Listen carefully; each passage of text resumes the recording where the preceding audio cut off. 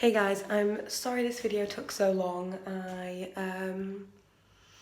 just haven't been bothered to do it. I did have good news, but I think now I've got bad news. I did manage to get my Begonia Rex to root, and I then planted it in some soil in this gherkin jar. But the past few days it's got more and more sickly. Obviously I was going to cut off the major root because I figured that would be taking some of the energy up from the growing leaves, but I'm just a bit worried that it's like rotted by the stem, so I figured I'm going to dig her out and have a look at her. If she's looking okay, I'll bury her again and cut this nasty leaf off. Oh god, it's definitely very wet in there. I've probably overwatered it. God, I hate myself. Okay, so as you can see, here's the lovely roots that I managed to get. Focus properly. But I'm sure you can see the stem is very floppy and not very sturdy. I am very unhappy. I don't really know what to do in this situation. Listen, I don't really know, here's what I'm thinking, I don't really know if I've overwatered it in the plant pot and that's why it's gone like this, but I seem to have an issue, pop this down, whenever I'm propagating it, I always do really well in water, and as soon as I try and move it, when it's got its nice like root growth back into soil, it always goes really like flimsy and unhealthy. It happened with a cheese plant that I did. It was really great and it had nice thick roots in the water, and as soon as I planted it, it got really sick and floppy, and then I put it back into the water and I let it grow some more, and then I planted it again and now it's kind of okay. I'll just show you that for reference.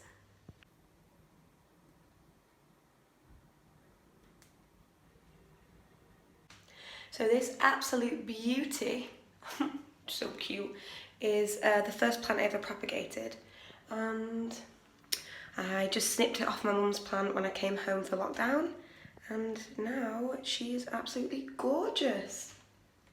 It was originally only like 2 stems, so she's grown a lot since lockdown and I'm very proud of her.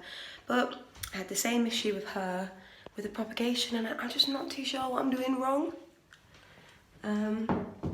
So I'm kind of tempted to put my cutting back into water and see if that could rejuvenate it, but I'm going to go crazy. I'm going to cut the big parts of the leaf off to kind of remove that energy, and I'm just going to pray that it doesn't die. If it dies, it dies. Please ignore how filthy this is. As you can see, I've cut off the big leaf and we've just kind of got the stem with the new growth left.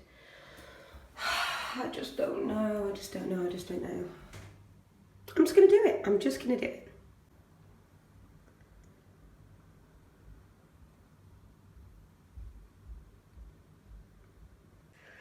Okay, so here we go.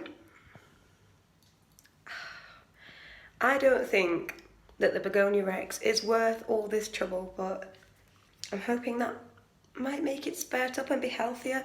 I mean, I do have other plant pots that I could put it in. I just wanted it in the pickle jar, but if it's still not looking good after, I don't know, I'll give her a week or 2, then I guess I'll switch her. But I just don't want to keep messing with it. I just want to leave it and hope that it sprouts up. But after all this sad news about Begonia not doing too brilliantly after it did well and I took too long to make a video and now it's gone bad again, here is just a gorgeous fern. Now, I'm really sorry it's taken me so long to make that video. I had a lot of great advice because I actually posted... I don't know what that sound is. So I posted into a few Reddit groups to try and get some help. People, because I thought that was root growth, what was going on with the Begonia Rex. It was not. It was just new leaf growth because the leaf was still alive. That was not all rooting, you know, the thing from my last video. It was just new leaf growth. But then I didn't look at it for a few days, or maybe, I'm lying. I didn't look at it for a very long time, for maybe a few weeks. And then I just looked one day and it had these lovely long roots. It just happened. So So I guess I've got nothing helpful to add apart from good luck, and I will possibly do plant videos in the future. Maybe something that's a bit more positive or something I've actually done well. Like I propagated some neon pothos the other day, and that's in a pot and that's doing okay. I do a lot with wandering dew and purple inch plants. I love them. And what else do I like? I've got a string of hearts that I'm very, very proud of, and I'd love to show her off. Go on, you know what? Hold on a second.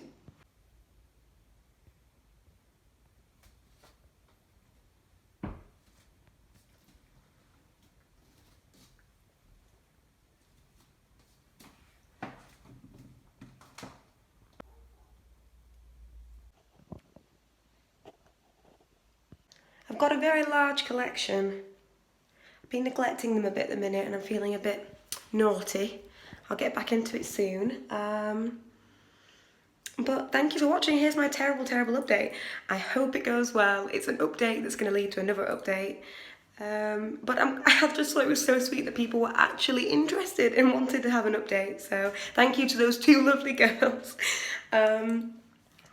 I'll also be doing other stuff on here. It's not entirely plants. Like, for example, I bought some very neon-y green hair dye that's going to arrive in a few days, and I'll probably be dyeing my hair. Like to keep it fresh, green to match the plants, am I right? Thank you so much for watching. Let me know if you'd like to see me propagate anything else. I've got all the basics that you'd expect I'd have, all the pothos and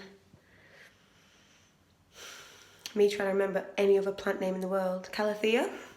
Me trying to pronounce Latin words probably terribly. But yeah, I mean, I love my plants. I love playing with them. I love snipping things off and sticking it in water. And I just love nature.